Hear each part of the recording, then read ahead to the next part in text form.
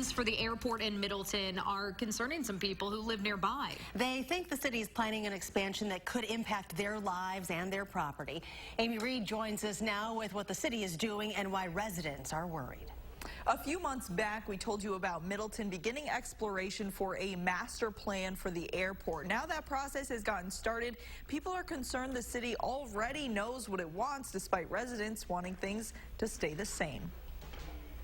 Right next to Morey Field, Steve Ziegler's flowers bloom. He's lived here for decades, and he doesn't want to see that change. At this point, if it's expanded, it would have a serious impact on this neighborhood.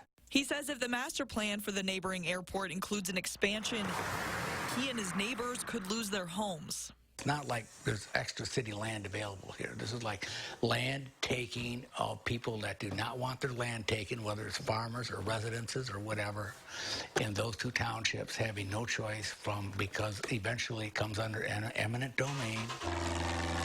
The airport manager says right now it's too early to say whether that would happen. Richard Morey says the master plan lays out options, not guarantees, though the city is looking into requests they say they've gotten, like increased hangar space and a 1,000-foot addition to the runway. They say those plans would still require many additional steps on the local, state, and federal levels, even if they're in the master plan. We spoke to Morey over the phone. Be it at 500 feet or 1,000 feet or no feet, we don't have any idea. We've also been told as citizens that nothing's set, and that's become sort of a mantra for the city. Leslie Hayner, who runs a neighborhood group to educate people on the master plan, has also been keeping watch on the process, and she said there's evidence to suggest the city and airport have been planning longer than they say.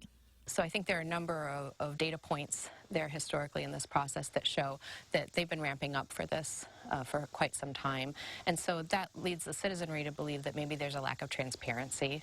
She said the majority of the people she's surveyed don't want the airport to change from how it is now, and she wants the city and airport to recognize that. No one wants to see the airport go away. No one wants to see it negatively impacted.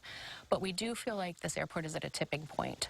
Morey said he wants the airport to continue to be an asset in the community he grew up in. I love the city. I love the airport as well. I want it to be a good fit for the community. And this group says the way to do that is to stay as it is now. 4,000 feet is plenty big enough to bring in a lot of planes. The airport and city both say they want to keep the spirit of the airport through this master planning process. Now, the process has been stalled, but they hope to pick it back up in September. That will bring with it more opportunities for public feedback.